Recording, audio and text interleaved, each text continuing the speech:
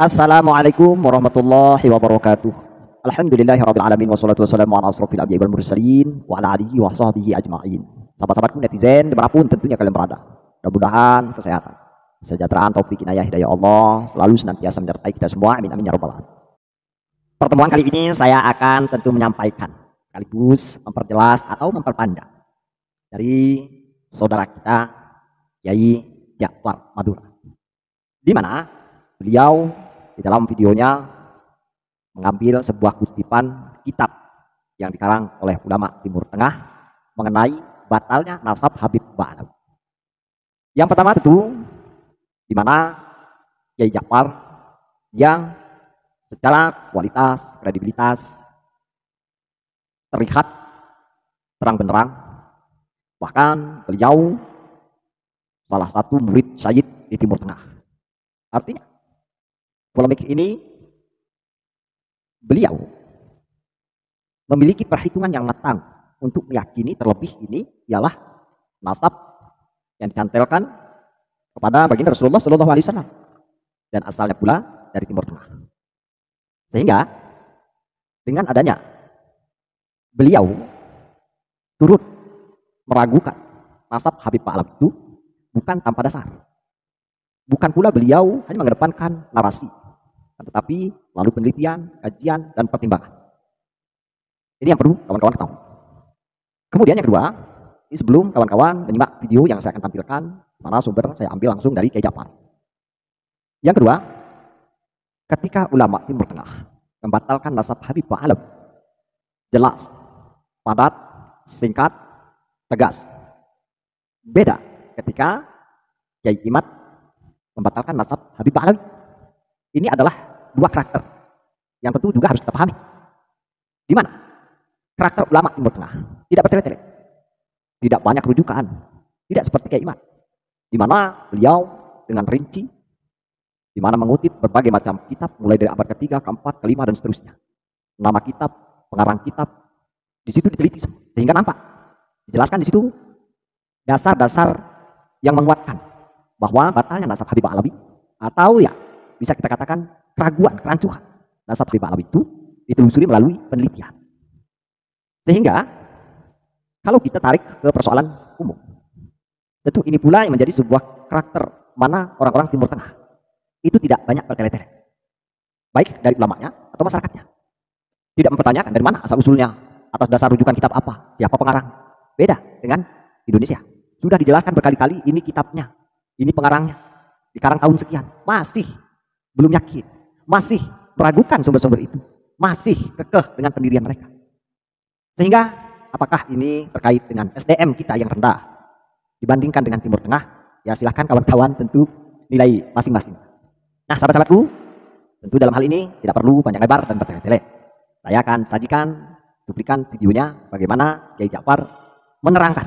Ini bukan narasi, bukan argumentasi kosong tanpa data, tanpa sumber. Sehingga hal inilah yang menjadi prioritas kita. Bukan cuma narasi, tapi ada data, ada sumber yang menguatkan argumentasi itu. Sehingga dalam hal ini kita tentu saya menegaskan bahwa yang kita sampaikan itu dengan dasar ilmu yang kita ketahui, bukan dengan hanya framing narasi belaka. Itulah tentu yang menjadi keyakinan kita selaku orang yang paham tentang kaidah keilmuan, tentang bagaimana prinsip orang-orang yang mengedepankan keilmuan. Itu saja kawan, mari simak video ini. Ulama nasab, bahkan ini adalah pengurus nasab keturunan At-Thalibiyin Al-Hashimiyin sedunia. Bahasa Arabnya Naqabatul Ashraf At-Thalibiyin Al-Hashimiyin. Melalui konsensus para pengurus nasab At-Thalibiyin Al-Hashimiyin, anak cucunya Ali bin Abi Thalib, itu diabadikan oleh Dr. Yasin Al-Khalidar Al-Musawi Al-Hashimi dalam kitabnya yang diberi judul As-Suyufun Mujhiyah. Pada halaman 6, baik kami bacakan nih, di sini ada semua. Butlanu nasabil mad'u kamadil hut bi butlani nasabi Ba'alawi fil Yaman. Haitsu yaz'umul mad'u kamalul hut bi annahu husainiyun nasab wa qad rabata nasabahu Az-Zaif binasabin ila Alawi al-Hadrami. Ba'alawi. Az-Zaif aidan. Wa nahnu na'lamu wa kullu ahli nasab bi anna hunaka adillatun qati'atun wadihatun wa sarihatun bi butlani iddi'a'in nisbah al-alawiyah wal hashimiyah li ba'alawi al-hadarimah. Baik, kami artikan. Batalnya pengakuan nasab Kamal al-Hud dengan batalnya nasab Ba'alawi di Yaman. Sekiranya klaim pengakuan Kamal Hud bahwasannya dia bernasab ke Bani Husain dan sungguh telah menghubungkan nasabnya yang palsu kepada nasab Al-Alawi Al-Hadrami yang juga palsu. Jelas gitu? Kami dan semua pakar nasab telah mengetahui bahwa sesungguhnya di dalam nasab Ba'alawi terdapat dalil-dalil yang pasti, dalil-dalil yang jelas, dalil-dalil yang terang benderang akan batalnya pengakuan ketersambungan nasab kaum Ba'alawi kepada keluarga Al-Alawiyin Al-Hashimiyin bagi keluarga besar Ba'alawi Al-Hadarimah yang ada di Hadramut. Begitu teman-teman. Ini diabadikan dalam kitabnya As-Suyuful Mujliyah. Dan sampai saat ini, kaum Ba'alawi tidak menanggapinya kecuali bungkam 1000 bahasa. Jelas ini? Namun kemarin, Idrus bin Alawi Al-Mashhur, setelah menjawab buku kami yang berjudul Ketidakabsahan Nasab Ba'alawi, di bukunya Pemahaman yang Harus Diluruskan, Alawi Al-Mashhur hanya bisa menjawab dengan fitnah dan framing bahwa Dr. Yasin Al-Qalidar Al-Musawi Al-Hashimi itu adalah Syiah Rafidah. Nah, begitulah kaum Ba'alawi. Bukan kaum Ba'alawi namanya kalau tidak memfitnah. Bukan kaum Ba'alawi namanya kalau tidak memframing. Andalan mereka ketika dikritik pasti jawabannya fitnah dan framing. Kalau memang toh iya, Dr. Yasin Al-Qalidar memang Syiah, terus tapi beliau adalah Naqabatul Ashraf, keluarga At-Taribiyin, dan beliau itu adalah nasabah, dan beliau itu adalah pengurus dari nasab keturunan Sayyidina Ali bin Abi Thalib, sedangkan Ba'alawi bukan salah satu dari pengurus keturunan Sayyidina Ali bin Abi Thalib. Terus bagaimana? Tapi begitulah kaum Ba'alawi, teman-teman. Dulu ini juga terjadi kepada Syekh Mahdi Ar-Raja'i. Syekh Mahdi Ar-Raja'i dulu difitnah, di framing Syiah Rafidah, pembenci Ahlul Bait. Kenapa? Hanya karena Syekh Mahdi Ar-Raja'i itu mentahqiq kitab Asy-Syajarah Al-Mubarakah. Bahkan Asy-Syajarah Al-Mubarakah pun tidak luput dari framing mereka, para kaum Habib, bahkan sampai berani memalsukan kitab tersebut. Akan tetapi setelah Syekh Mahdi Ar-Raja'i itu mengakui, bukan mengisbat, ini perlu digarisbawahi, mengakui nasab kaum Ba'alawi, langsung banting setir. Wah, kaum Ba'alawi langsung banting setir. Syekh Mahdi Ar-Raja'i lengkap dengan gelarnya Ayatullah Syekh Sayyid Mahdi Ar-Raja'i karena mengakui nasab kaum Ba'alawi. Ini dulu yang di framing, katanya Syiah yang memang benar Syiah, tapi setelah mengakui nasabnya maka langsung dipuji setinggi langit. Begitulah kaum Ba'alawi. Begitu. Ini Naqabatul Ashraf, Naqabatul Ashraf atau Bin Al-Hashimi, jelas dengan tegas menyatakan bahwa nasab Kamal al-Hud itu dan kaum Ba'alawi itu palsu. Dan yang kedua yang kami juga sampaikan di video kami sebelumnya, Gus Fakih atau KRT Fakih kemarin setelah suan kepada Naqobah Madinah Said Anas Qutbi Al-Hasani, menanyakan langsung kepada beliau tabayyun. Kenapa? Karena sebelumnya Naqobah Madinah itu diklaim oleh kaum Ba'alawi mengisbat nasab kaum Ba'alawi. Setelah ditanyakan ternyata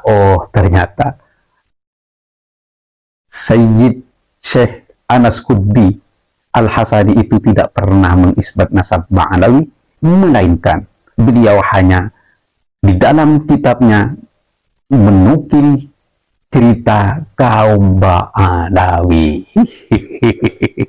Di sini teman-teman, sesuatu yang sama itu dipelintir dikit. Pengakuan, hubungan, cerita, sanad ilmiah itu sama mereka dipelintir dikit sehingga menjadi isbat bagi nasab mereka. Kenapa? Karena sampai sekarang mereka tidak mempunyai isbat. Tidak mempunyai isbat nasab.